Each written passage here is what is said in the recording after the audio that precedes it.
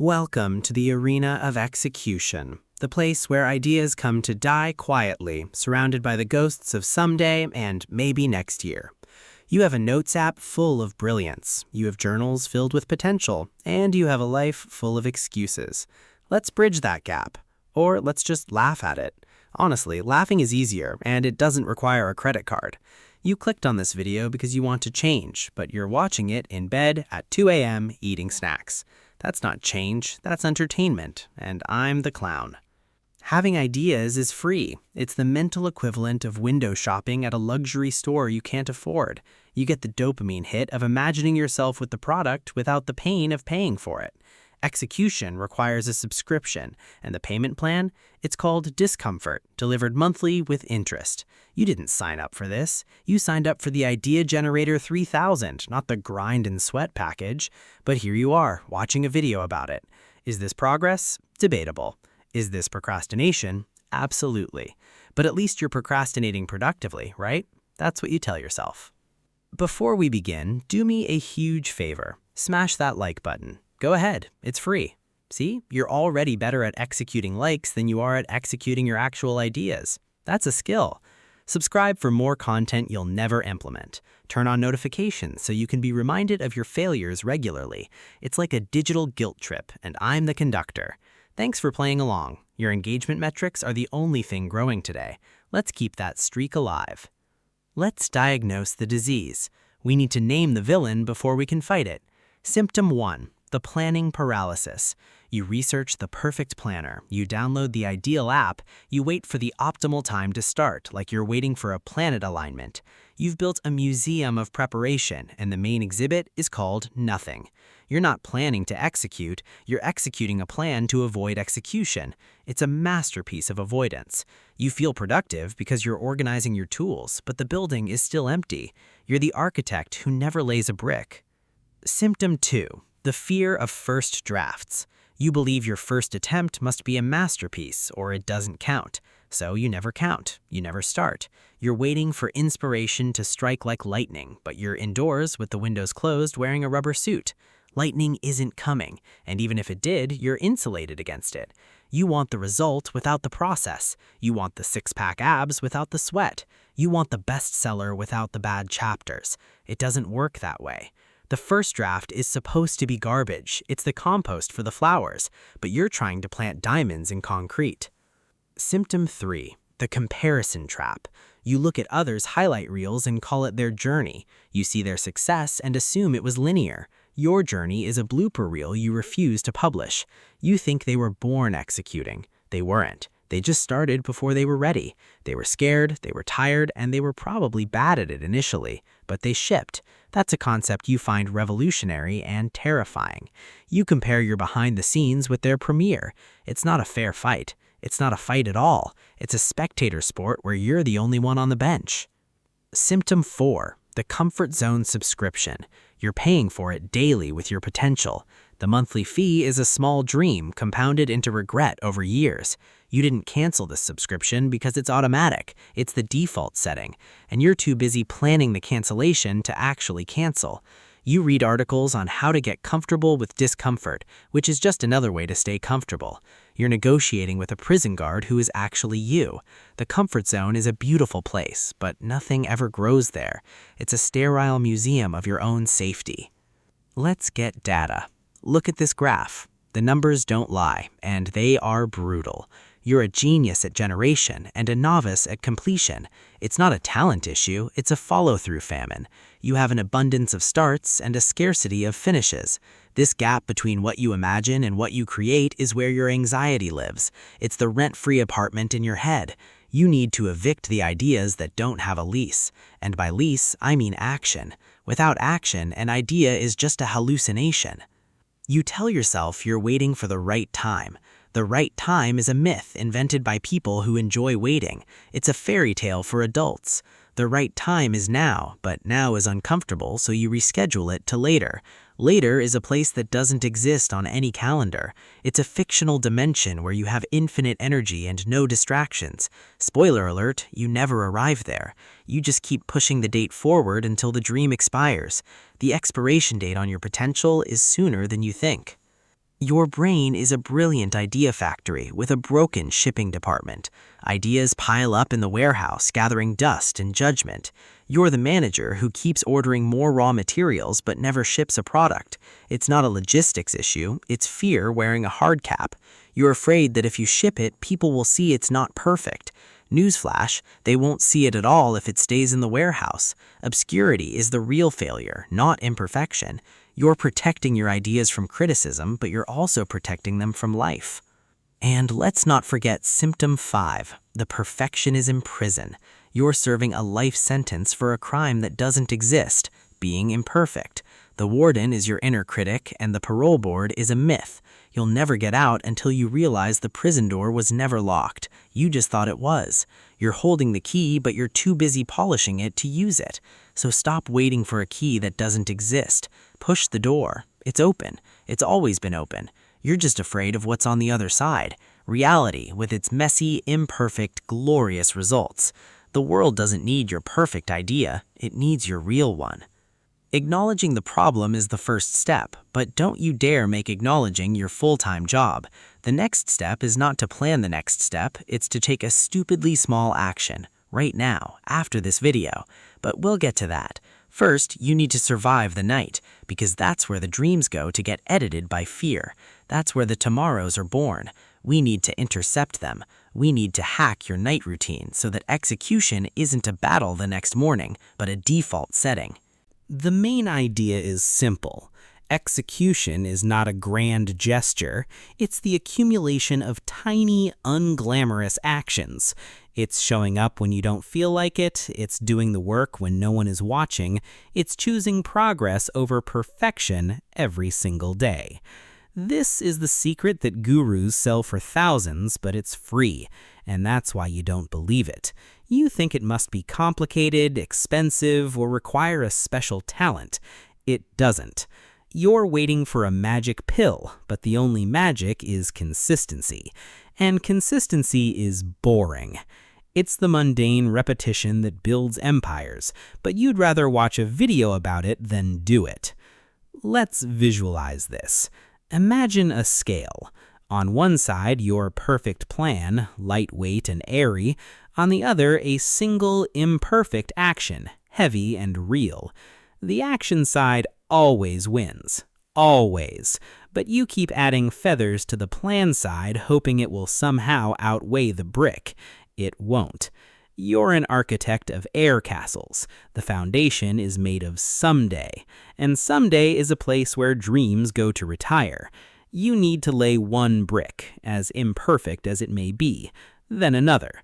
That's how walls are built. But you're too busy designing the wallpaper for a house that doesn't exist. Priorities. You've romanticized the grind. You think execution looks like a movie montage. It doesn't. It looks like sitting in a chair, staring at a screen, feeling confused, and doing it anyway. It's unsexy, it's repetitive, it's full of dead ends and drafts you'll delete. That's the job. You're not avoiding the work because it's hard, you're avoiding it because it's boring. And your brain is addicted to the novelty of new ideas, not the monotony of old tasks. So you jump to the next shiny idea, leaving a graveyard of half-finished projects behind you. It's not a portfolio, it's a museum of abandonment. So, here are your practical steps. No perfection required. In fact, imperfection is mandatory. Step 1. Identify one micro-action. Something so small it feels laughable, like opening your document or putting on your shoes. Yes, that's it. Step 2, do that micro-action within the next hour. Not tomorrow, not after this video, now. Step 3, acknowledge that you did it. Don't minimize it. You moved the needle. That's all. Repeat daily. It's not sexy, it's not viral, but it works, and that's why you'll avoid it. You'd rather watch another video on productivity than be productive. I see you. Now let's talk about your night routine. This is where tomorrow is won or lost. You think execution starts in the morning, but it's decided the night before. Your evening habits are the foundation for your daytime action, or in your case, the foundation for your daytime exhaustion. You scroll until your eyes burn, watching others live the life you're planning. You're researching success by watching highlight reels. Then you wonder why you wake up drained. Your brain is marinating in other people's achievements, and you call it inspiration. It's not inspiration, it's intimidation, and you're volunteering for it. And then when you finally put the phone down, your brain decides it's the perfect time for a brainstorming session. Ideas flood in, brilliant and urgent, at 2 a.m., when you're least equipped to execute them. So you lie there planning your empire while your body screams for rest. This isn't productivity, it's self-sabotage with a side of insomnia. You're not a night owl, you're a procrastination pigeon, and you're cooing in the dark. The night routine should be about shutdown, not startup, but you've turned it into a planning session for a war you're not fighting tomorrow. So here's your night routine overhaul. No perfection required. In fact, imperfection is mandatory. Step 1, digital sunset. 1 hour before bed, no screens. I know, it's painful. Step 2, write down one priority for tomorrow. Just one, not a list, a single non-negotiable action. Step 3, prepare your environment. Lay out your clothes, your tools, whatever you need. Make tomorrow's start stupidly easy. Step 4, actually sleep. 7 to 8 hours, not 6 with a coffee IV. Rest is not lazy, it's strategic. Step 5, if you can't sleep, don't plan. Read a boring book. Yes, boring is the goal. These steps are simple, they're not glamorous, but they work, and you'll find excuses to skip them, because scrolling is easier. I get it. With this night routine, you're not just resting, you're preloading execution. You're setting the stage for tomorrow's win. But tomorrow has its own traps. Daytime protection is next, because the world will try to derail you, and you'll help. But we'll get to that. For now, sleep on it. Morning has broken, and so has your resolve. You wake up with intentions, but your phone has other plans. Notifications are the daytime predators of execution. They pick off your focus one by one. You think you're checking messages, but you're actually surrendering your day. Each ping is a tiny theft of your potential. You've built a life where interruption is the default, and focus is the exception. And you wonder why nothing gets done. It's not a time management issue, it's an attention bankruptcy. You're spending your focus on everything but your priority. So daytime protection is about building a firewall around your focus. Not a perfect one, just a basic one. Step 1, define your one priority for the day. You wrote it last night, right? If not, do it now. Yes, now. Step 2, schedule a focus block. Just 25 minutes. Use a timer. The Pomodoro technique isn't magic, it's a cage for your wandering mind. Step 3, eliminate digital distractions. Turn off notifications. Use website blockers. I know, it feels like amputation, but it's necessary. Step 4, embrace boredom. When you feel the urge to switch tasks, don't. Sit with the discomfort. It's not anxiety, it's growth knocking. Step 5, review at day's end. Did you protect your priority? Be honest, not harsh. These steps are simple. They're not easy, but they're doable. And you'll find reasons to skip them, because distraction is comfortable. I see you reaching for your phone right now. Remember, daytime protection isn't about being perfect, it's about being intentional. You will fail, you will get distracted. The goal is not to never slip, it's to notice the slip and return faster. Every return is a rep for your focus muscle, and right now, that muscle is atrophied. So start small, protect 25 minutes, then another. Build your fortress brick by brick, but don't decorate the fortress before building the walls. That's your old habit. And if you think this is too basic, you're missing the point. Execution isn't about complex systems, it's about consistent action. The fancy tools are procrastination in disguise. You're shopping for a better hammer while avoiding the nail. So stop shopping, start hammering, even if it's with a rusty tool. Progress over perfection, remember? That's the mantra you ignore because it's not sexy, but it works, and that's why you'll resist it.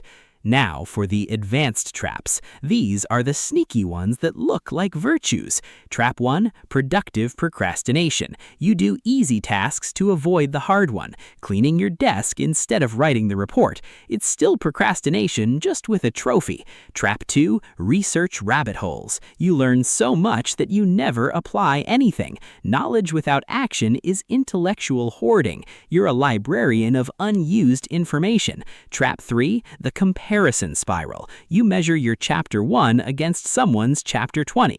It's not a race, it's a different book entirely, but you keep reading their blurb instead of writing your page.